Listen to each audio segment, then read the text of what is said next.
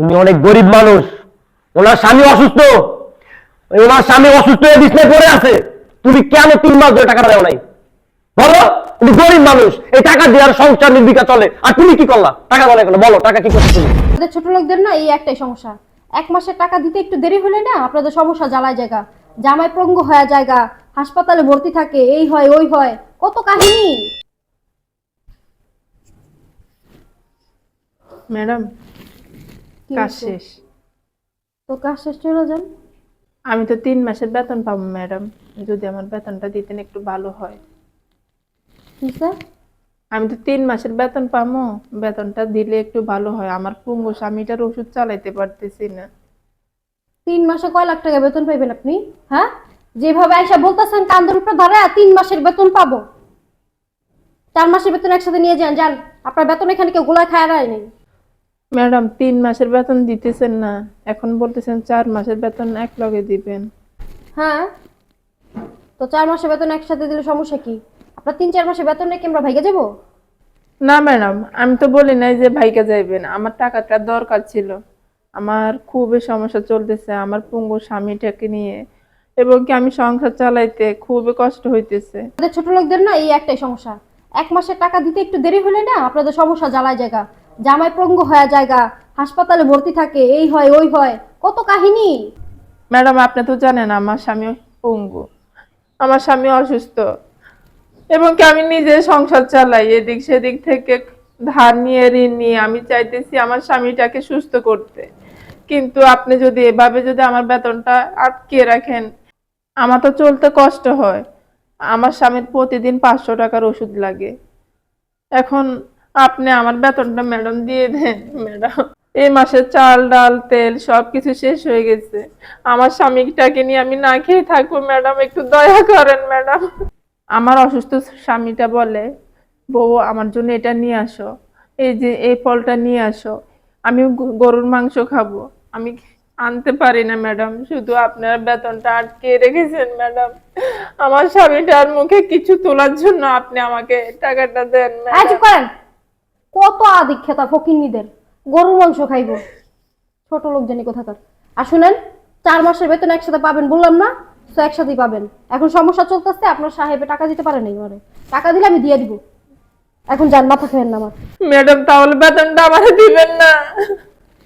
বললাম না আপনারা 4 মাসের বেতন একসাথে দিয়ে দিব। এখানে দাঁড়ায় নাটক করতেছেন কেন? যান। কি হলো, দাঁড়াচ্ছেন কেন? যান। আদিক্ষেতা যত সব। এই ছোট লোকদের একটাই সমস্যা, মানে 19 থেকে 20 হলে কান্নাকাটি শুরু করে দেয়।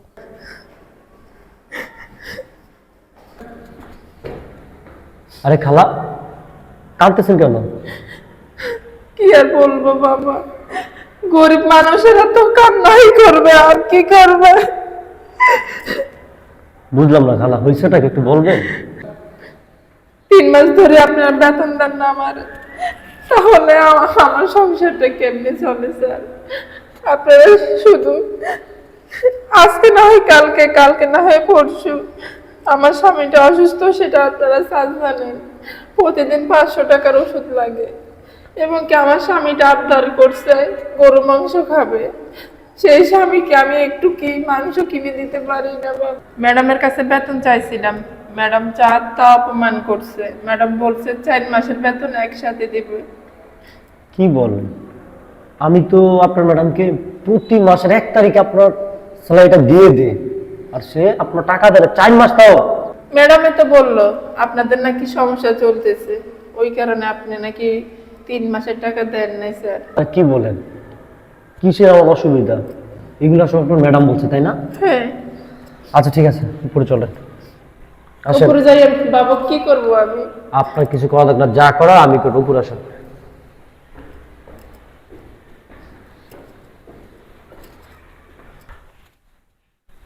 কবিতা, এই কবিতা এদিকে আসো।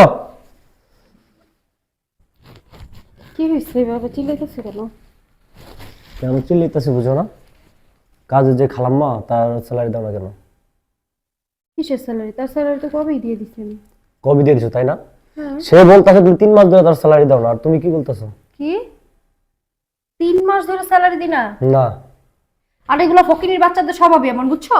ভাবছি কি আমার থেকেও স্যালারি নিছে, তোমাকে বুঝলা তোমার থেকেও নিব। ধান্দাবাজ। ওরা এমনই ধান্দাবাজ, তাই না? খালাম না দিকে আসেন তো।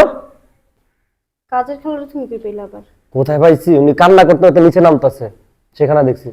এই যে আসছে। এখন বলো, তুমি না 3 মাসে টাকা দাও না কেন? বললাম না টাকা আমি দিয়ে দিচ্ছি। না স্যার, আমার কোনো টাকা দেয় নাই। কি উনি কি বলতাছে? উনি বলতাছে তুমি 3 মাসে টাকা ওনাকে দেও নাই, আর তুমি বলতাছো টাকা দিয়েছি, মানে কি? তুমি তুমি তোমার ওয়াইফের কথা বিশ্বাস না করে এই কাজের মহিলার কথা বিশ্বাস করতেছো? হ্যাঁ, এই কাজের মেয়ের কথা বিশেষ করতেছি।